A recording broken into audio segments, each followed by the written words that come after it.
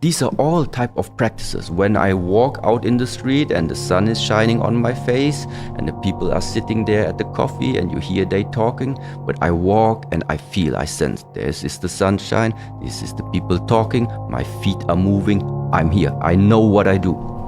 I know what I'm surrounded with. Being just very present, being very aware. Yeah. So awareness is key, because without it, there is no enjoyment. Yeah. You don't make use of what you have.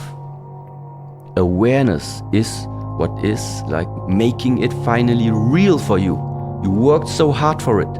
Now you have it. Enjoy it. Yeah, but you can't enjoy it if all the time you think about like last week, or if you think all the time about what happens in the future. Enjoying what you have is you arrive at exactly where you are right now with what you have.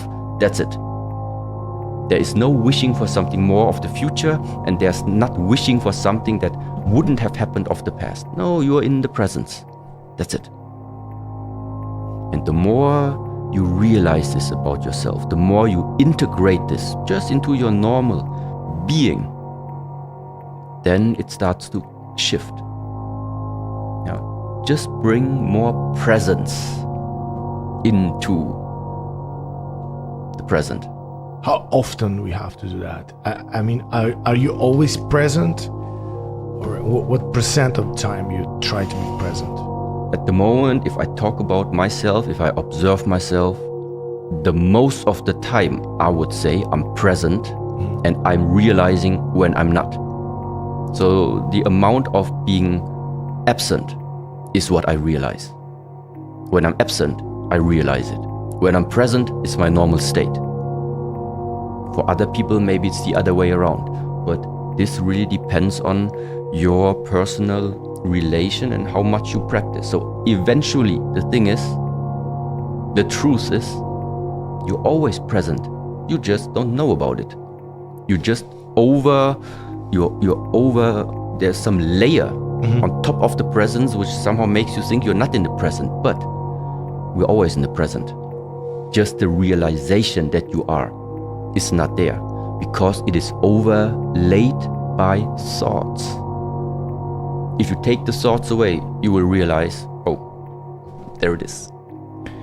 It's so nice, because this is a much easier approach, for me at least, to understand that present. I mean, I am present right now. I just don't realize. It's not something that presence is something I have to achieve by big efforts. No, I'm just present. It's so nice. I'm present. I just have to realize that and get rid of the noise. So, and this is exactly a very, very nice point where now I call it only like this, yes. But the one approach that we have at the moment in this world is, in order for us to be full, to feel full, we need to attain something. We need to do something. You need to have your diploma, you need to have your job, you need to have money, you need to have the first car, so that means this approach is about you need. It's about doing. Yeah. But the realization that I was just telling you right now, that you have yourself, is no, it's not about doing. It's there already. It's there already. It's just covered all the time. So this time is not about adding something there. It's about this here must go. And that one must also, oh, there it is. Nothing needs to be done. It is something we have to undo. This is the Eastern approach. Yeah, and I love the way you combine them, because you don't say you don't have to do anything. I mean, you can still do, but you have to realize that you already have what you need. It's the balance. It's the balance. So just right now, I think it's really helpful. Yeah, you don't have to throw away everything that you have learned until right now in that sense.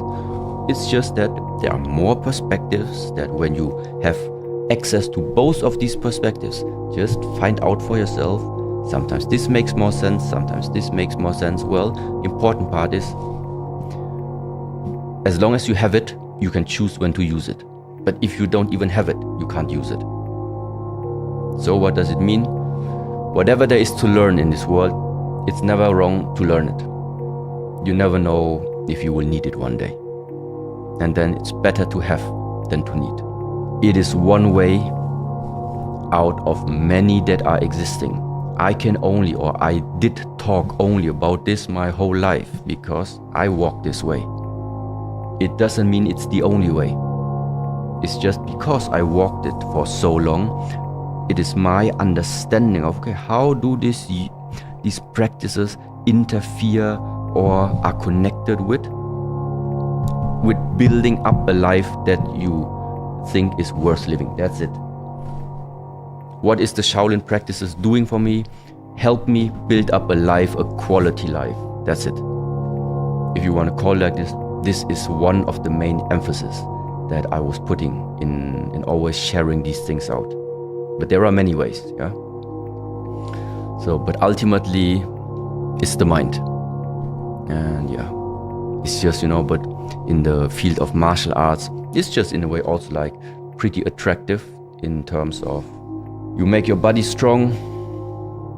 You have, let's say, movements that on the one side also sometimes are quite aesthetic, and it's so nice and whole for me. So there's everything involved. There is diet involved.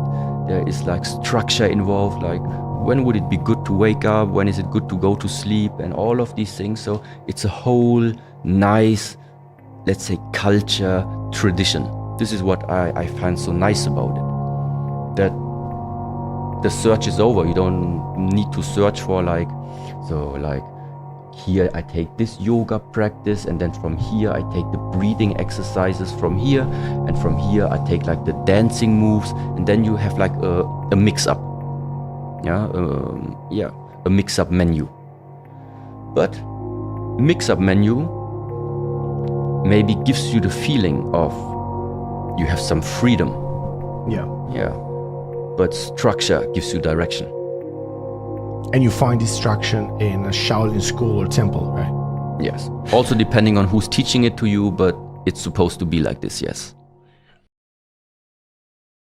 See, so this idea of what does freedom mean to you, does it mean you can go to the kitchen anytime you want? No.